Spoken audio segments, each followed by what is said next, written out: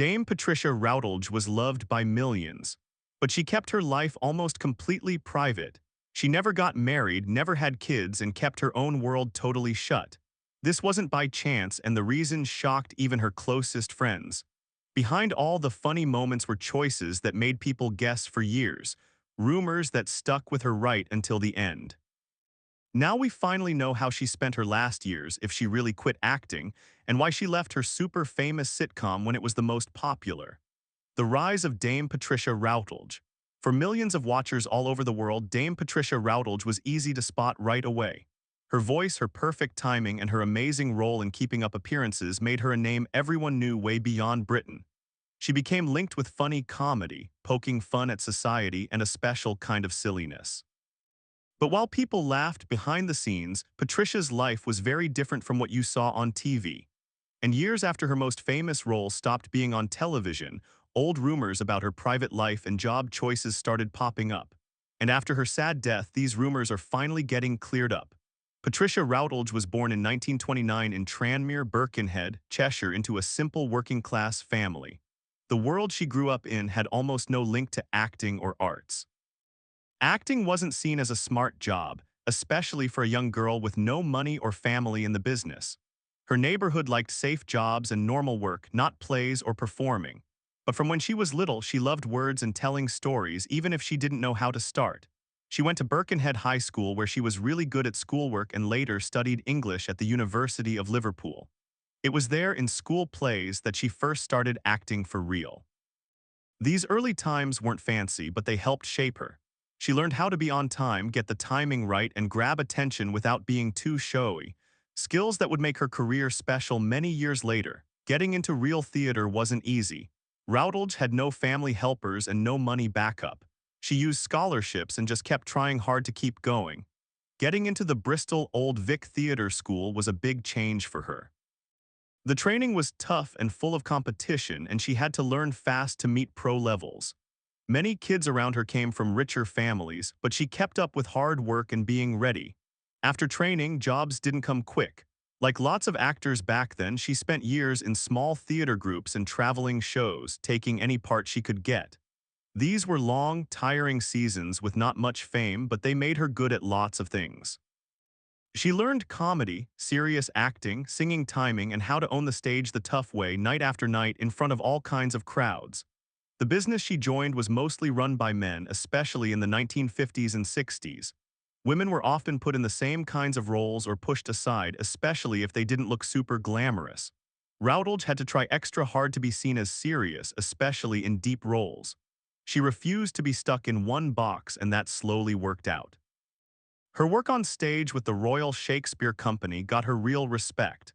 She showed she could switch easy between comedy and drama, old classic plays and new ones. This ability to do many things became what she was known for. At the same time, she started showing up on TV in the 1960s, even though TV was seen as less important than stage back then. Keeping both going was hard, but she did it on purpose, not wanting to give up stage respect or ignore how many people TV reached. Her big break around the world came from musical plays.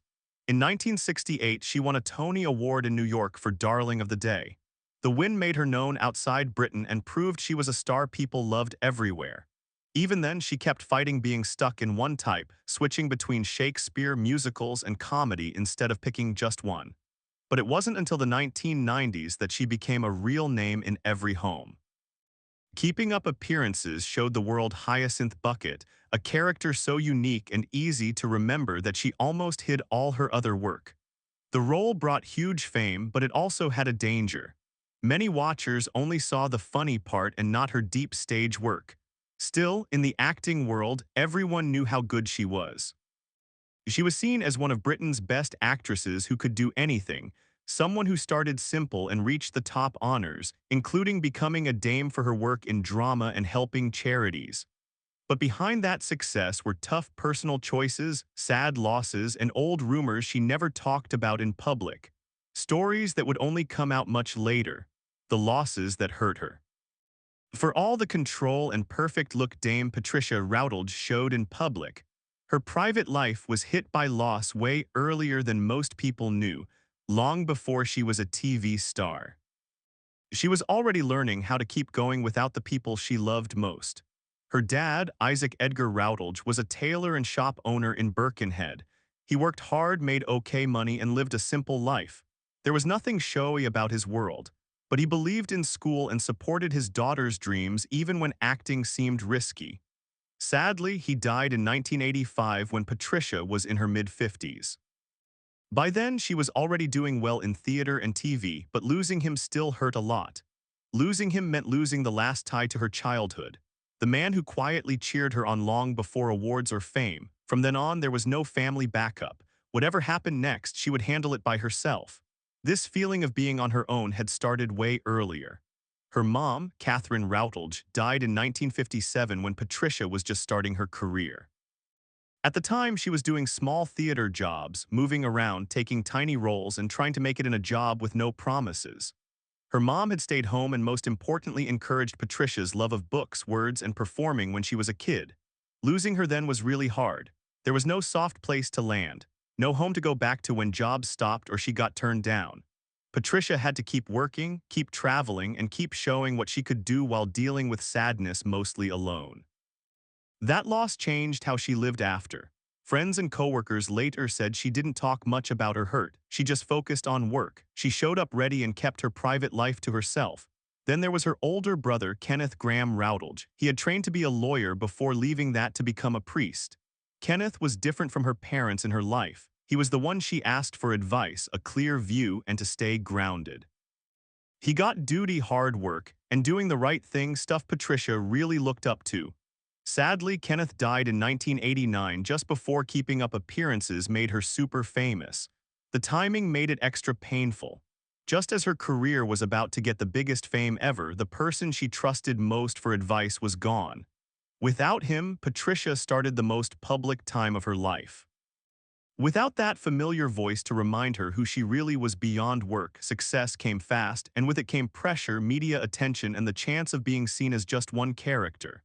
Losing her brother meant handling all that without the brother who always helped her stay balanced. People often called Patricia private, hardworking, and quiet, but it wasn't fake. It came from learning early that sadness doesn't stop life. Work still has to get done, roles still have to be acted, shows still start. Even when she was most famous, she kept strong walls between her public side and private life. She showed up on TV, then went back to a life hardly anyone knew about. She had already lost too much to let everyone in. And while she almost never talked openly about sadness, you could see it in how picky she was with jobs, how serious she was about doing things right, and how little she cared about being a celebrity, emotional, and job struggles. Even with tons of roles and awards, Dame Patricia Routledge's career was never as safe as it seemed from outside. Between big jobs, there were times when work slowed, tryouts didn't lead to parts, and she quietly worried about what was next. In later talks, she said there were hard times when roles were hard to find and the future seemed scary. That worry never totally went away, even as she got more famous. Unlike many actors who loved being in the news to stay known, Patricia did the opposite. She loved privacy and kept her personal life locked tight. She didn't go to many showbiz parties, hardly ever tried to get in headlines, and stayed away from sharing too much. In a world that loves seeing everything, this sometimes hurt her chances. Bosses and producers didn't always know what she wanted, and some thought her quiet way meant she wasn't interested. When she played Hyacinth in Keeping Up Appearances, she finally got worldwide fame. However, it also felt heavy. People loved Hyacinth's fancy manners, her trying to seem better than everyone, and her not seeing herself clearly. The laughs never stopped and fans went crazy. But behind the scenes, Patricia felt the weight of being stuck with one role forever. Everywhere she went, people wanted Hyacinth, the voice, the moves, and the funny lines, and that got tiring. Patricia had spent years showing she could do Shakespeare, opera, and serious acting. She worried people and the business would forget her other stuff. She liked playing Hyacinth, but she didn't want it to be her whole career. No surprise that worry started showing on set. During Keeping Up Appearances, Patricia got known for questioning parts she thought didn't feel real. She reportedly said no to some scenes or lines she thought made the character too silly, like a cartoon. When something felt too fake, she said something. Writers Roy Clark and Harold Snowd sometimes had to change scripts after talking with her. These times weren't from being bossy, they came from high standards. Patricia cared a lot about things making sense, even in funny shows. She believed jokes were best when they felt real, and she wasn't scared to speak up if it crossed that line. Still, this sometimes caused some tension. Filming is rushed and changes aren't always easy. Despite that, the show stayed super popular, which is why her choice in 1995 shocked almost everyone. At the top of the show's fame with great viewer numbers and shown in many countries, Patricia decided to leave. There was no big fight, no getting fired, no big mess behind the scenes. It was a choice she made on purpose. Fans were shocked. Many thought there was a huge argument or problem. Others thought she was forced out. Guesses spread fast, but Patricia said the leaving was her own choice to protect her future career instead of chasing quick fame. But that choice had results. Leaving such a hit role meant no more easy spotlight and sure jobs. Some opportunities came, others quietly went away. She kept acting on stage and stayed respected in theater, but she never got back to that big TV fame level, and she seemed okay with that. What people often missed was how much feeling went into always handling what others expected. Fans wanted Hyacinth. Bosses wanted her to be dependable. Critics watched every move. Patricia, at the same time, was trying to keep her identity as an actress who could do more than one thing great. Coworkers called her hardworking and picky in a good way. She expected the best from herself and everyone around. That got her respect, but it also made people see her as someone who didn't change easy. In a job full of giving in, that can make you feel alone. But while her job choices confused people, there was another part of her life that made even more questions, one she almost never talked about: why she never got married. One of the questions people asked most about Dame Patricia Routledge had nothing to do with her job at all. It was about her personal life. She never got married, she never had kids, and for years she hardly ever explained why.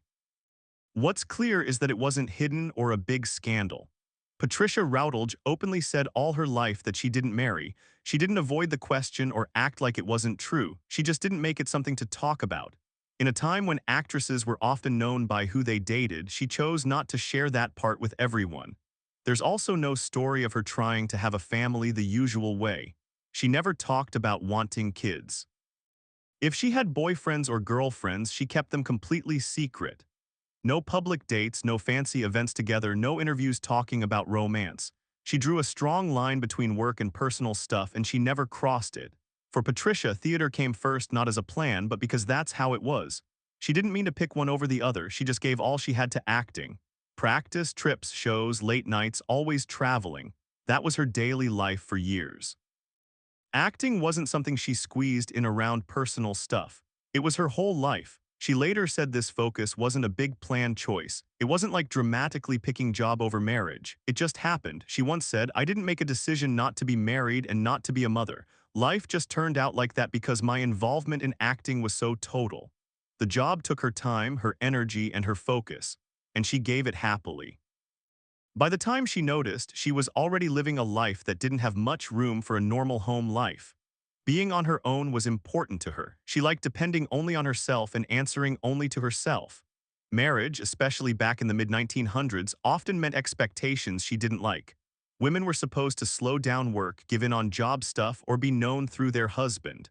Patricia didn't want that. It's key to remember the time she grew up in. She started in a business run by men, and women already had to fight to be respected. Adding marriage stuff could have made that fight harder. Being single let her control her time, her job, her money, and her choices, something many women back then didn't get. Now and then she gave little hints about how she felt. In rare talks, she said she had no regrets. She talked about feeling happy from work, from performing, and from the charities she helped. Her purpose didn't need a partner or kids. It came from doing her job great and her way. What was special was how calm she was about it. There was no getting mad, no being upset, no big excuses. She didn't act like she gave up anything. She just lived the life that felt right to her. That choice also made her seem even more private. By keeping her personal world private, she kept attention on her work. People knew her characters super well, but the real woman stayed mostly a mystery, and she wanted it that way. Still, as years passed, that privacy started more guesses. People began asking new questions. If she never married and had no kids, was she lonely when older? Did she wish she shared more? Were there secrets she kept? Those questions got louder in her later years, especially as rumors started about her last chapter. Clearing up the rumors. After Dame Patricia Routledge passed away on October 3, 2025 at the age of 96, a bunch of old rumors came back right away. Stories that had quietly followed her for years suddenly got attention again, especially ideas about how she lived at the end. Many of them showed a picture that just wasn't true. One of the oldest rumors said she lived cut off or alone because she never married and had no kids. Some people thought she must have been by herself. That idea got popular as she showed up in public less in later years. But those guesses came from her not being famous anymore, not from having no friends. Another story that showed up in news a lot was about being lonely. Articles and online talk sometimes said her being single meant her last years were all alone. It was an easy story for strangers to believe, especially since Routledge always kept personal stuff private. But people close to her said it was totally different. After her death, official words from her team said the rumors were wrong. While telling about her death, her agent said, "We are deeply saddened to confirm the passing of Dame Patricia Routledge, who died peacefully in her sleep this morning, surrounded by love." That simple sentence went against years of guesses. She was not left alone, forgotten, or cut off. She was cared for, looked after, and close to the people and things she loved even at the very end. One reason these rumors lasted so long is because Routledge never fixed them when she was alive. She didn't think she needed to explain. She believed her private life wasn't for everyone to know, and she stuck to that until the end. What many people missed was how busy she stayed away from cameras. Routledge was really into charity work, especially with groups like the Royal Voluntary Service. She helped causes for community help, older folks, and public good. This kept her talking to people and involved well into old age. She also kept good friendships in theater. Even after stopping regular acting, she stayed in touch with coworkers, went to events when she could, and watched new shows closely. People who saw her in these years often talked about her great memory, funny dry jokes, and real interest in chatting. Health rumors were another problem that followed Dame Patricia for years. Sometimes fake stories came out saying she was very sick or had died. Each time they were proven false. Either her team said no or she showed up in public after, quietly showing it wasn't true without saying anything. Because Routledge never shared health stuff, guesses took over. But there was no public record of her saying she had a big illness. She handled getting older privately and with class, just like every other personal thing in her career. After her death in 2025, it was clear how wrong many rumors were. Friends, coworkers, and official words all said the same thing. She lived her last years her way. She picked privacy, not being alone. She picked keeping quiet, not hiding away. And yet there was one more question that many fans still had. If she left the spotlight on purpose, did Dame Patricia Routledge ever really quit for good, or was she just picking when to stop? Did Dame Patricia ever retire? For years, fans wondered what really happened to Dame Patricia Routledge after she stopped regular TV work. After keeping up appearances ended and she showed up less, many thought she had quietly left public life completely. Some even thought she just faded with no word. In truth, it was much simpler and on purpose. After her sitcom fame, Routledge didn't make a big retirement announcement. There was no goodbye tour, no teary interviews, and no last talk explaining plans. She just stopped taking TV roles. For an actress who always kept personal stuff private, that quiet leave was totally like her. After her death, her family said she had retired by choice. It wasn't because of sickness, being mad, or not liking it anymore. She just decided she didn't want the TV fame stuff anymore. The schedules, the attention, the same things over, she had done it all and didn't need to prove more. Her retirement wasn't quitting acting completely.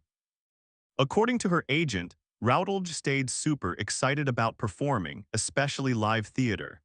Even after no more screen work, she kept going to plays, following new shows, and helping theater friends.